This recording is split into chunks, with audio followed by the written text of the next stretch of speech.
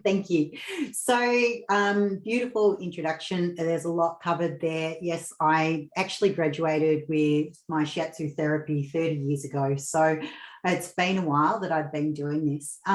So everybody's provided such beautiful insight into body work, which is what Shiatsu is, but it's also got an aspect of traditional Chinese medicine. So traditional Chinese medicine, we've also had a beautiful description of. So what's the difference with Shiatsu is that we use a combination of acupressure, muscle meridian stretching, corrective exercises. You can see here in this diagram where I've got my thumbs placed on the forehead there, and it's just a gentle touch. It's not squeezing in, it's just a very gentle touch.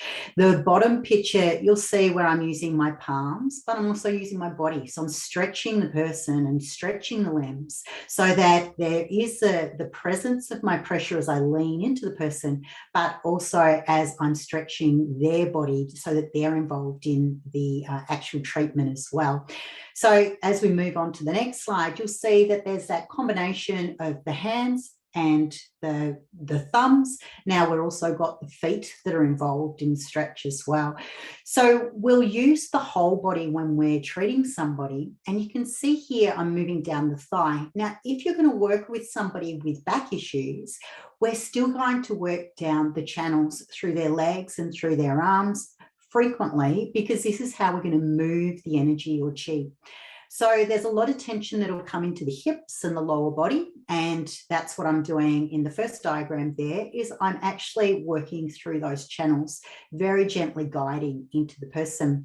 The other image where I'm holding the person's arm, I'm anchoring my foot behind their shoulder blade. And what this does is it allows me to really open through the joint of their arm. So I'm not actually yanking their arm. I'm actually feeling into the space to try and get that lengthening opportunity. And I'll do that by either being really gentle and just supporting the person, or it'll be firm touch. So it's really a sense of communication. And you know, everybody's brought those concepts in already about the sensation of what's right for that particular person as we move in. You can keep going with the slides. So here's some other examples of stretches. These are often sort of Thai-related stretches, which is also part of Shiatsu therapy. And we're using the limbs as well as my feet as an anchor. Again, just being guided to get the stretch. Now, this won't be how you treat every person. This person in particular is a sports person. And so what I'm doing here is trying to gain that sense of openness. Where my feet are, I'm not pushing or kicking into it. I'm actually supporting, but creating a greater leverage through the arms and through the foot to create that stretch. And the same goes with the other image where I'm lifting the leg. So I'm actually opening through that hip flexor. So if we're going to work with the spine, what we want to do is create a sense of flexion and extension and create that sense of movement around the spine. So we're really looking for the whole range of movement in the spine. Keep going. Here's some other stretches as well. Again, using the spine, we're going to use the front of the body as stretching in, opening through the thigh there, opening again through the whole body, through the neck as well. And you can see that the clients are fully clothed. So traditionally, Shiatsu is done through clothing. Often we'll put a sheet over the person, but for use of the examples here, I've left the sheet off so you can see what I'm actually doing. But we'll frequently make sure that the person is clothed, because then we're able to actually fully move through all of those ranges of motion, and the person feels very covered, very respected, and we're able to get that fluid relationship with the person. So in the next slide, you'll see here that I've got the person derobed. Occasionally we'll do this. So in this situation, we're using some cups. You might also use some liniment, some moxibustion where we burn some herbs over the top of the person, gua sha, which is a type of scraping. In this situation, we need the skin to be exposed so that we can access directly onto the flesh to get the desired result. Now, if you look at the landscape of this person's back. Notice how it's quite tense up near the head. So there's quite a rounding in the upper part of the back. So a lot of the cups are located around the shoulders and around the central aspect and in the middle of the back to try and alleviate this tension. Now, if this person didn't have any tension, what would happen is as we put the cup on, the cup wouldn't suck onto the back. It would just fall totally off the back. So the cups work with a type of pressure. So for example, if you grab your arm, your upper arm for a moment, and if you just squeeze into your arm and squeeze and pull the flesh away, just gently, but hold that pressure. That's what the pressure is like when we squeeze in this way. That's the pressure of a cup. So it shouldn't be firmer than that. It should be comfortable enough to be in gentle pressure. And then when you let go, it facilitates a whole lot of blood flow that's coming through the arm here. Now, if you squeeze your arm and push into the arm, this is more what traditionally it feels like when a practitioner is applying the pressure to the person. So if I'm pushing with my foot on my hand, it'll be a gentle leaning in. Whereas if I'm putting the cup on, it'll be a pulling away. And lots of you have probably seen the results of cupping, because we've seen Olympians with all the different marks on their backs and everything like that. So that's often one of the results of moving the tension. And those bruises only come if it's been quite inflamed. So we'll move up to some slides now. We'll move a little quicker through the slides. So what you'll see is the meridians that we talked about before, and you can see they're across the body, as well as up and down the front of the body. In the next screen, you'll also see some meridians, and you see where it's layered amongst the bones, the muscle, and also where it comes off on the nerve endings. And many of the acupressure points align with that. You can move on.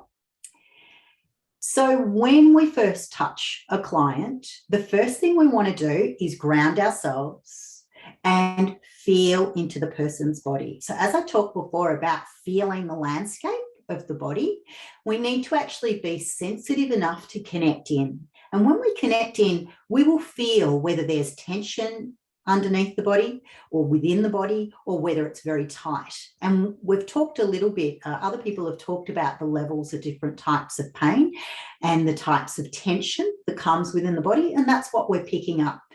So as we move on with the slides, we're trying to get a sense of pace and movement. So you can see me leaning into the client, and I'm feeling into the pressure, and I'm getting that cross-lateral stretch as well. And then the next slide, you'll see some other techniques in this way, where we're moving, getting creation of torsion, and again, moving down the body and feeling into what's happening. And we'll lean further in if the person needs more pressure, or move further back out if there's less pressure. Keep going. Here's the palming, and then there's the thumb technique. And this is down the bladder channel at the moment, which is down beside the spine. In the next slide, you'll see that we've got the person lying on their side, and getting stretches and getting into those channels that move down the side of the body. So if we don't have the openness from the shoulder to the hip, then we're going to find the tension, and that'll be contracted. And so this is a great way to support the person, especially if they find that they need more relaxed feeling through the neck. In the next slide, you'll see a few more examples of point pressure around the shoulder blade. The person's lying on their back, and so there's a sense of moving through the shoulder and levering through the arm and allowing the body to talk between the practitioner and the client. And when we move on with the slides, you'll see here there's a strong stretch. Now, not everybody's going to get that strong stretch. Some people will hardly move, but other people that are very flexible, we're going to move out as far as the person's body will allow. If it doesn't do that, it will be contained, and you'll hold the body and support the body. And move on. And so, that's fine. So the last slide was just talking about different types of techniques within Shiatsu therapy. So quite often what we'll do is we may use diet therapy.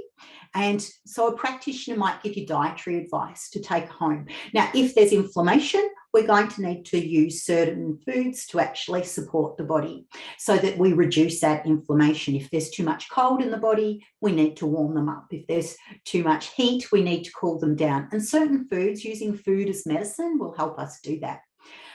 We also might give Qigong, Tai Chi, yoga, as other people have said before. And what I thought I'd do before we sign off is to just put your feet flat on the floor and just put your hands on your knees and move the spine forward and back and just liberate your spine. Push your chest forward and back, open through the torso. Now slide your hand, one hand up to your thigh, to your waist, and then the other one down to your knee. And turning the other way, just gaining a little bit of twist. The main thing we want to do is gain that movement and back to the center and forward and back. And if I can give you anything to take away, is about the fluidity of the spine. Whether it's a minute movement or whether it's a large movement, keep the spine as mobile as possible. And now to finish, place your hands in the center of your chest. And breathe in and expand your chest. Feel your rib cage move at the front and the back and let the breath go. One more breath, breathing in and out. Thank you.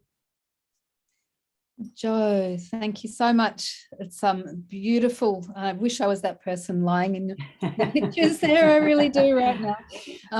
I love that conversation between the Shiatsu therapist and the person, and that, you know, that deep kind of sense of movement that happens, you know, that very fluid form of not using your muscles so much as the pressure in your body and move, and it becomes a bit like a dance, doesn't it, that you're both participating in. Very much like a dance. Absolutely. Beautifully played. Beautifully said. Really. And, you know, also thank you very much for mentioning the food at the end of it, because, you know, it's all very well to lie down for an hour and a half and receive that gorgeous treatment, but it's what you do afterwards. It's that little flex that we just did at the end of that session, or that little breath, or that little moment of movement, or what you put in your mouth that actually keeps sustaining the goodness that you've brought to that person.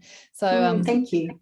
Yeah. And also, as an offering, anybody that does want to have a discovery call, I've also got some videos that I've put together. And so I'll put a note with them on Soul Advisor, but probably the best way to contact me to get those free videos about some exercises, very, very gentle exercises for the back, is to make a discovery call, and then I'll connect you up so that you're able to access that. If I can, I'll put it on directly on as a link, but if it's not possible, then make it through the discovery call.